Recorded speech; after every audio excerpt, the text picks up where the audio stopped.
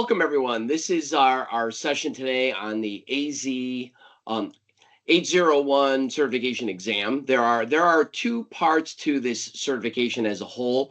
Today's discussion is going to be focused on the AZ 801 exam itself. So to start with, the actual certification is the Windows Server Hybrid Administrator Associate certification, and it requires both exams like I just mentioned. The regular job seekers or role responsibilities that often come looking for this certification across these two exams are going to be your everyday administrators and operators of environments that are their hybrid environments. They're both in the on-premises organization and in the cloud. There are other people with other job roles that are tangential to the main role of this certification. Things like your network engineers, your security and support engineers, technology managers, and so on. So this is really a pretty robust and rounded out job role as well as a certification path. It is pretty involved. This is why there are the two exams to it. There's a lot of learning material and training that corresponds to the certification as a whole. It deals with a lot more than just on one side of the environment or the other, because of the fact that it is a combination element certification. So for the AZ 801 itself, we're really going to be focused on these 5 domain areas of study: the securing the Windows Server in the on-prem, and when they talk about the hybrid infrastructure side, they're talking about the cloud side as well. You're going to want to be able to also implement, operate, manage, and secure Windows Server with high availability.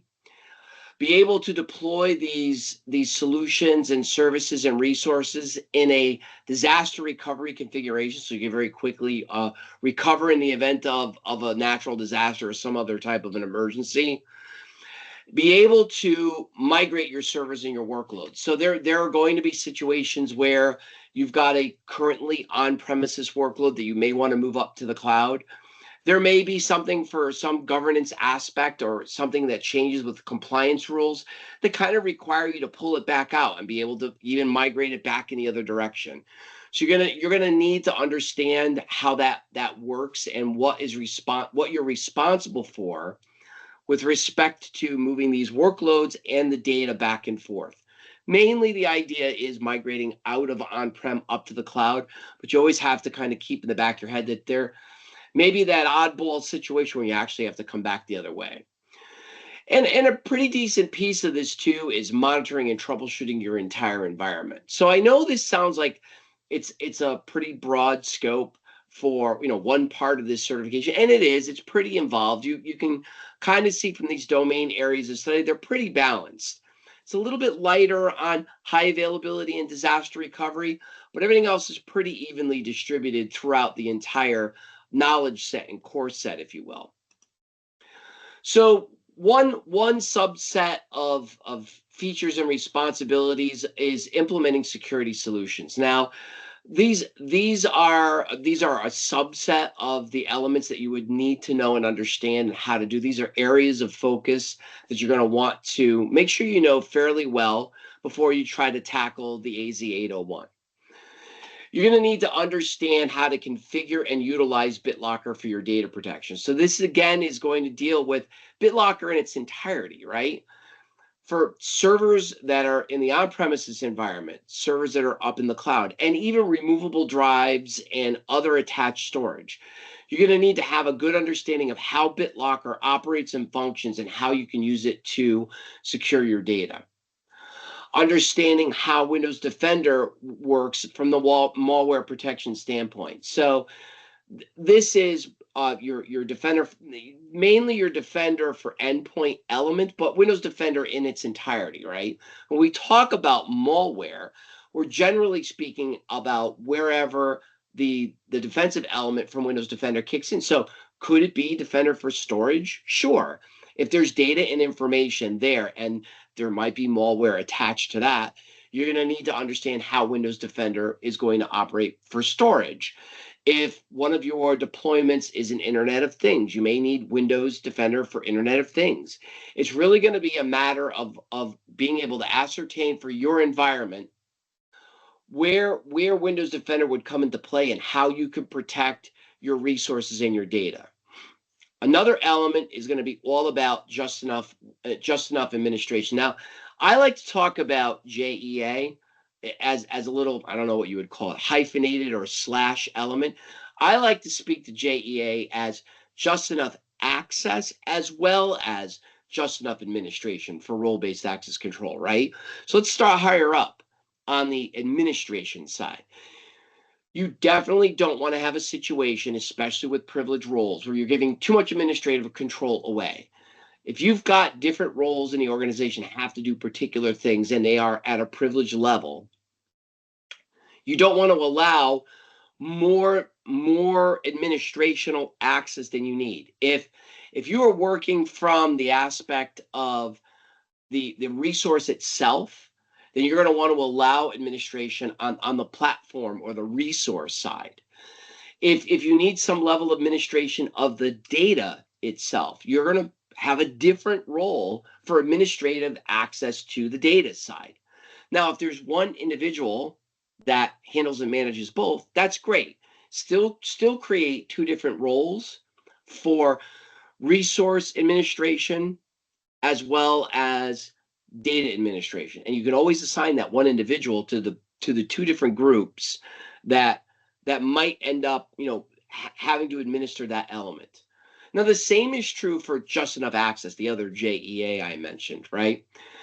If someone's got access to data and information, it might be, I don't want to call it necessarily privileged access, but it might be sensitive access, HR information, payroll information. You wouldn't want to have more access to the data information than what's absolutely required for people to do their job. So to me, part of keeping that CIA triad, confidentiality, integrity, and availability to the data and information shored up well, you're going to want to allow just enough access for what people need to do their job and nothing additional. Somebody needs to review or read payroll information or HR information. That's really all they need. We don't need to be giving them the ability to do edits when they don't really need to. Another area to focus under security solutions is the actual network security itself. Setting up control. So it mentioned, I have on the slide here, firewall controls, and there's VPNs for secure remote access. I also like to throw into the discussion there network security groups as well. Depending on where and when you need to set up this type of access, right? If you really need to do firewall type controls where you're working your way all the way down from layer 7 of the OSI model all the way down to 3, and you need to do some level of stateful inspection of the traffic through the application levels, then you're going to want to consider firewall controls because that's very robust and it's very stateful inspection. If you're just, I don't want to say satisfied, but if all you really actually need is to be able to control traffic at the transport/network layer to different virtual networks and potentially your on-premises environment through your local area network configuration, then maybe setting up your access through network security groups is good enough for what you need to do. It's a lot less overhead, it's a lot less cost, and if it does the job to filter the traffic without doing any real inspection to that traffic, then that might be the way you're going to go. Securing that access by using VPNs is another element. Obviously, you're going to want to do that when you need to have external resources be able to get a level of access in the way that you might need it and allow for that access through different network access protection policies. This makes it so that you're only utilizing certain systems based on their design and their configuration, whether or not they're coming from known address spaces, known locations, and being able to be granted access based on those policies. Another element of this is talking a little bit about identity and access management and being able to understand the differences between Active Directory domain services and also Entra ID, formerly known as Azure Active Directory, and being able to set up those identities and allow for that level of access management just where you need it. We were talking about before with that just enough administration and just enough access. Another important element is multi-factor. Anytime that, especially when we're talking about those sensitive roles that have got access to sensitive or confidential data and information, you're going to want to make sure that these people multi-factor. Now, you might allow for certain exceptions to the multi-factor rules, and that goes hand in glove with elements like a conditional access policy. So if it is a registered device on a known IP subnet, like inside one of our regional sales offices, as an example, then it might be okay. You're coming in with your Entra ID, you're on a known set of IP addresses with a registered device, and you've logged in successfully to that device, we're good. If you're at a customer site and you're logged on with your corporate laptop, but you're on the customer site, then you might push a little for that MFA. Say, look, we trust the device, we trust the logon, but it's not coming from a known set of addresses. So because we're pushing on zero trust and conditional access, why don't you MFA for us and then we'll let you in? So it's going to be a matter of just doing a double check to make sure you're the person that we suspect that you are, trying to come in and get access to the resources. Another element is managing security updates and compliance. This is always important, right? When we talk about defense in depth and that zero trust element, being able to properly manage your update management, whether it's through Windows Server Update Services or through some other part of your orchestration and system update design. This is crucial to make sure that your systems are all up to date. One of the worst things that can occur to an organization is to fall behind on security updates. The minute Microsoft or any other vendor for that matter releases a security update, even if it didn't start out as a 0-day problem where there was a problem before there was a fix, once anybody releases an update, we now have the update for sophisticated individuals to go and reverse engineer. If they can reverse engineer out the update, they can figure out what the problem is fixing and then find the exploit that it resolved. Now, for all those other people out there that have not patched up their systems, this is now an attack vector for them to leverage. So you want to make sure that you've got a robust operational setup for your update management and that you adhere to it pretty rigidly. And that's where that compliance and auditing piece comes in. You want to make sure that you're tied in very, very particularly into not only your resources and how they're kept updated, but also with all of your compliance and auditing for all of your different entities that are leveraging services and resources, whether it's on-prem or in the cloud. When we talk about securing these hybrid environments, we have a couple of different options that are available to us. We have the Azure Security Center and Windows Defender, and also Azure Arc. Azure Arc allows us to go in and manage those systems wherever they're deployed. You're deploying them on-prem, you're able to manage them there. Defender for Cloud, the former Azure Security Center, this allows you to go in and handle and manage all of your current state on the cloud site. So between these two services that are available, this will allow you to make sure that you handle and manage your resources as best as you possibly can to keep things as up to date and as secure as possible.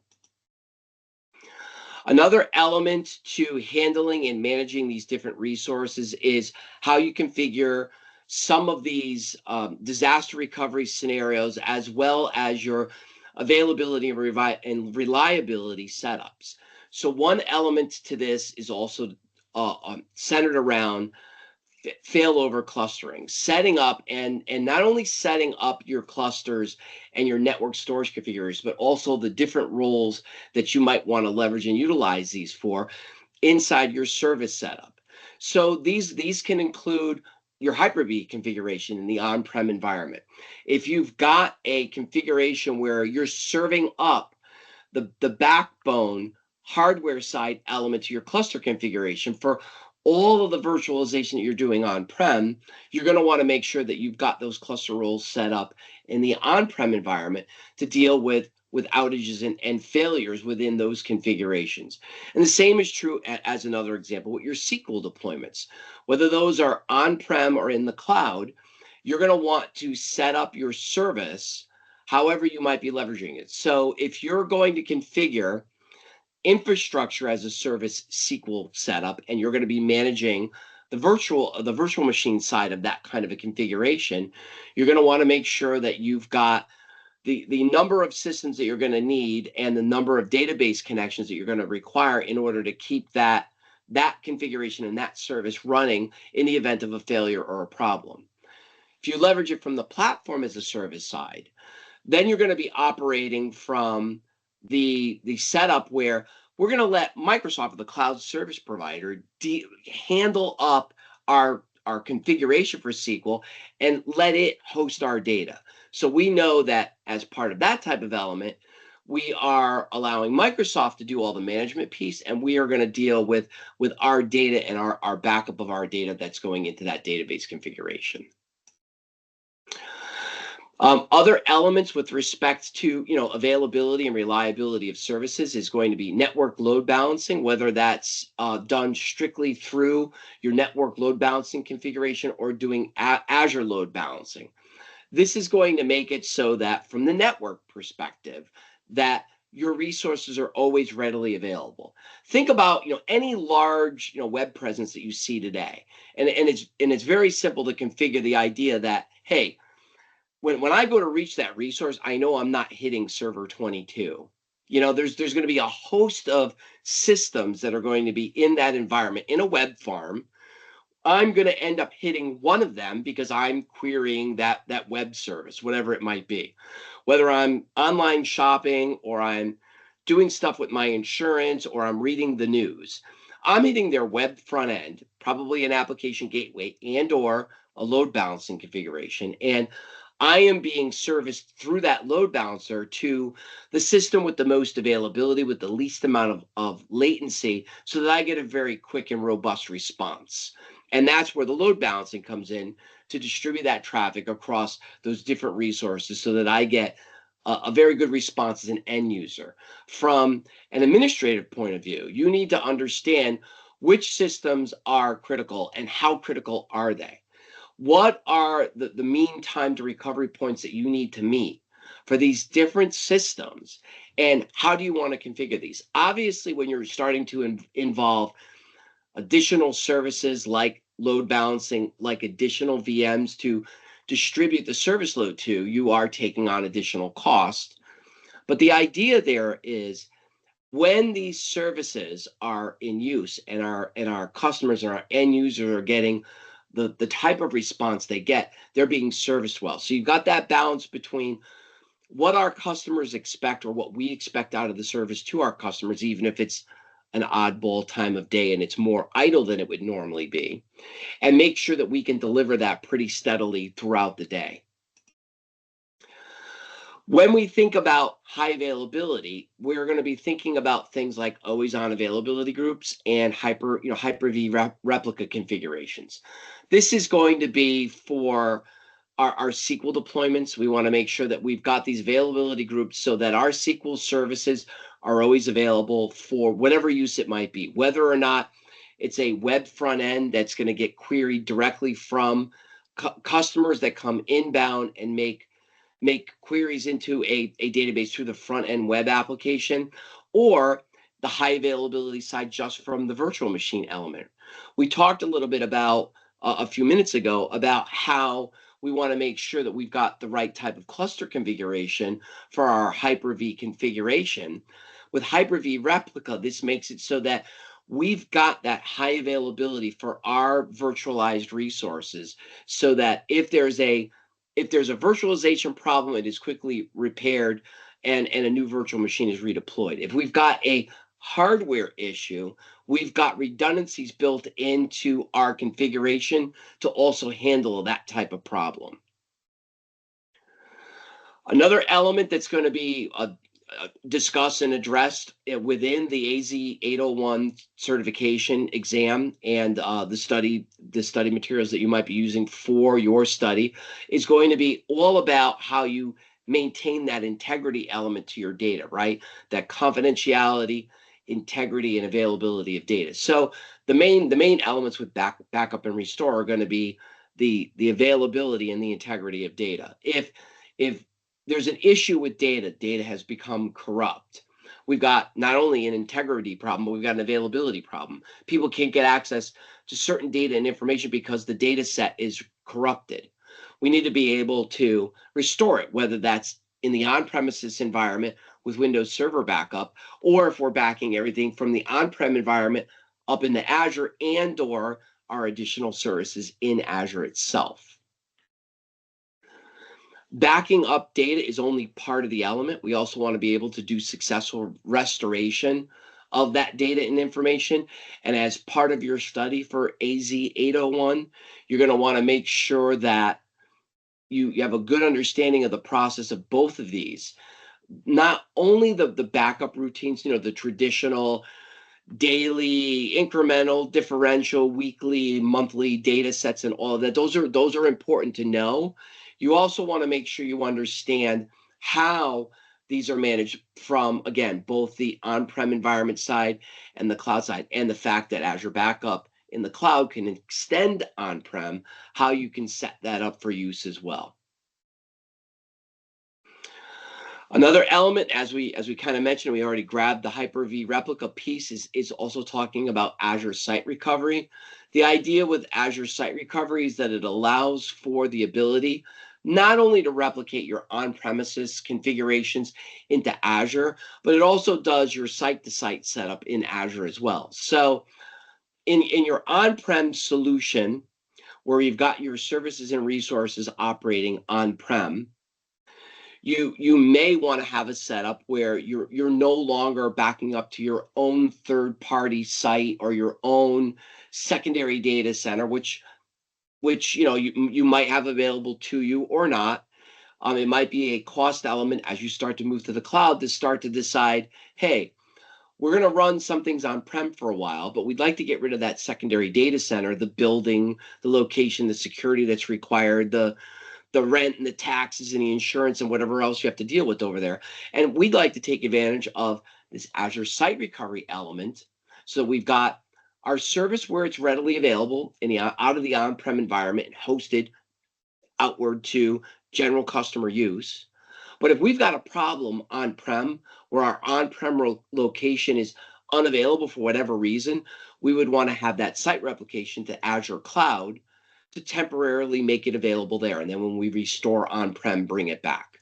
So having this Azure Site Recovery service available for either situation, whether it's on-prem to cloud usability or from region to region. So if something that's deployed in East region suddenly becomes unavailable for some reason, and we can flip over to another site recovery location that's running out in the West region or South Central or wherever it might be, that we're able to do that based on our design and our setup.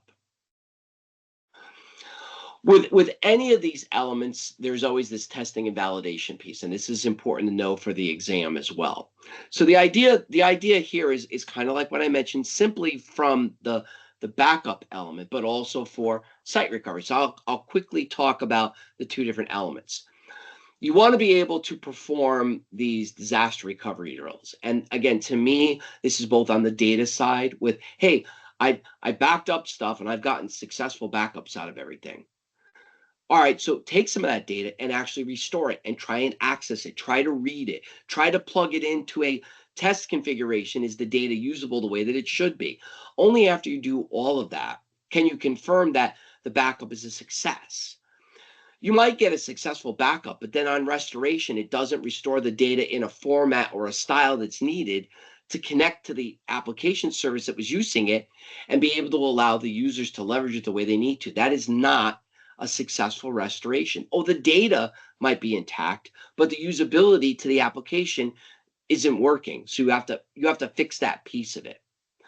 When we're talking about site recovery situations, you want to be able to do failover testing, and that's always nice. Make sure the process works correctly. Let's do it in a controlled environment.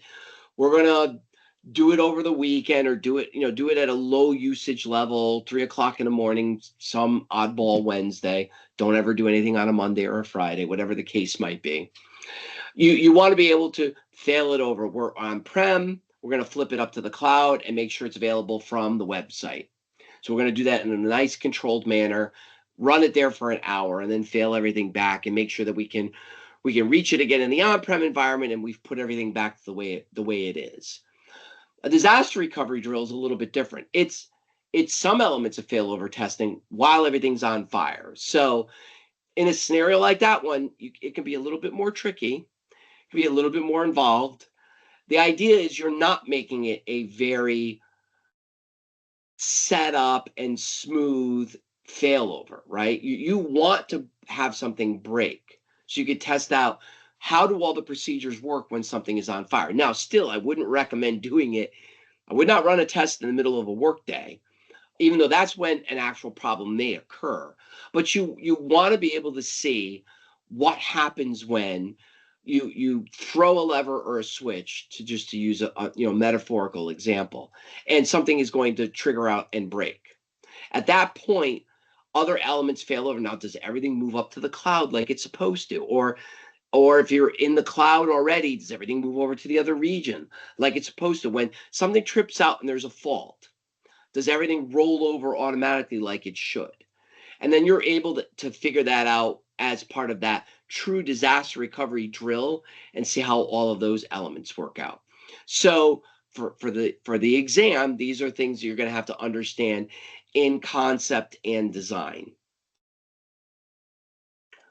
Another element of what you're going to need to work through as part of your core knowledge for AZ 801 is understanding your migration planning scenario. You're going to need to have a good understanding of the assessment tools that are available. Now, there's a lot of assessment tools that are available to do the actual migration job. You're gonna want to make sure that for the purposes of the certification exam, you understand the ones that sit in the Microsoft silo so that you can get through the exam. So understanding how Azure Migrate works, making sure you understand how it will give you an output of all of your services and systems that you collect during the capture from your on-premises environment would look to map over and make changes to a cloud environment, how you might bring over systems in that manner. As you take a look at some of the output from the tools and start to do a little bit of the architecting piece, you're kind of dabbling into the AZ305 area here. You're going to want to talk a little bit about how you might actually migrate those workloads over. What might actually stay behind? What might actually come over almost like a lift and shift, Pretty much the way we've got it deployed is pretty much utilized at about 50% of the resources regularly. It spikes up to about 70. So that's pretty good to bring over just the way that it is. If something is utilized much lower than it's actually built out, it operates pretty regularly at 10% and spikes maybe to 13, you might want to take that rather than lifting and shifting that, because you would effectively be paying for 87 to 90% of resources that you don't need. Trim that in half or maybe down by 75%. Remember, if you're in the on-prem environment and you've got a service or a virtual machine or a resource solution for your end users, and it is very idle most of the day, you've already got the cluster configuration built. You're utilizing hardware that's just sitting there. It's not a big deal. When you move everything into the cloud, everything is at a commodity cost. You pay for everything that you use, the extra CPUs that you use, the extra storage that you use, the memory, and so on. The idea here would be, if I don't need it, do I really want to be paying for it? A lot of idle CPU and memory sitting on a virtual machine, or a lot of enabled storage when you just don't need it, is an added cost. When you multiply that over very many machines, you're going to end up potentially spending a lot more money than you need to. In some cases, you may be doing complete replatforming or re-architecting. Maybe right now it's running in a virtual machine. Maybe it could run as a container. You could do a Kubernetes setup and let it run as a container. It might even be small enough. It might be middle tier services that could just be set up as part of Azure Functions. Just enough processing right when you need it, and it's off afterwards. So you're really going to want to take a look at these workloads and services that you're moving, and how you're going to want to use them in the future. So understanding that for the exam is important as well. Part of these elements are, hey, if you've got any physical machines left over, moving them over and virtualizing them, and then again making sure that as you take a look at these different services that are working on-prem, which ones can move up to Azure quickly and readily, and let's get them up and working there. Some of the elements, like I mentioned, optimization, you're going to want to take a look at these systems once they're redeployed to the cloud and figure out, how can I optimize them? So you may not know ahead of time. You might look at your usage and performance counters before you move them, and decide, I'm not really sure if that would be the same on a different model type. I know how this build configuration works in my Hyper-V setup or my VMware setup on-prem.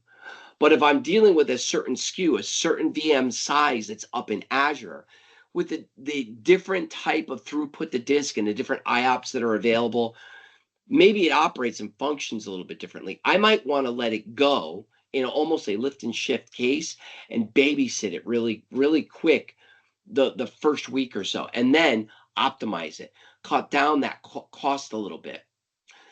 Maybe if I've got a machine that always operated, decently, and we were on a cluster that was tight for configuration, we really couldn't allow for additional resource allocation because that particular cluster that the virtual machine was on was already pretty pinned up.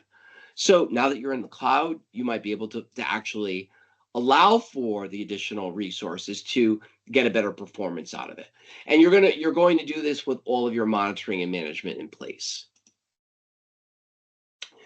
You could do this through the Windows Admin Center by setting up the configuration for that service to be able to remotely set up so you can operate and administer your services, or if nothing else, monitor them through that web-based service on the Windows side. Or you can actually do it right through Azure Monitor and track all of your performance for all of your systems wherever they might be deployed, on-prem or up in the cloud. Troubleshooting, with respect to troubleshooting, you're going to leverage your event viewer and your performance monitor elements that are within the operating system of, again, both your on-premise environment systems as well as your virtual machines that are deployed in the cloud. Beyond just performance of your infrastructure as a service deployments, you're going to have less to really monitor on the platform side, because obviously Microsoft is managing those elements, but you still might need to take a look at some of the log analytic information to get a better understanding of the amount of service calls maybe that are getting made to the application. Applications might start to pen up, even though they've got a lot of resources available to them, by the number of open handles that they can actually accept, the number of connections they're able to be able to maintain at a consistent level, and so on. So you're going to want to use both sets of these tools from the practical standpoint. And again, for the exam, understand how these tools work so that you have a good concept understanding for these areas of study within the certification itself. Another piece for the exam and good day-to-day knowledge is understanding the ways to handle a lot of this proactively, right? Proactive efforts lead to a lot better operational use of different services in your organization. If you think about the old saying is that an ounce of protection is worth a pound of cure, right? The last thing that you want to do is try to pick up something that's broken. You'd rather maneuver it so that it doesn't get broken in the first place. So by making sure that systems are returned to gold states, right? If service settings have been changed from automated to manual, or application elements are not fully integrated the way they need to be, some things have changed, you can utilize things like desired state configuration to return systems to their original state. You can also do your proactive maintenance, again, part of like your system updates from the Windows operating system side, making sure that these any of these day-to-day tasks or low-hanging tasks that somebody might have to go off and do, if they can be automated, you can do that by using Azure automation, tying in PowerShell scripts, whatever the case might be.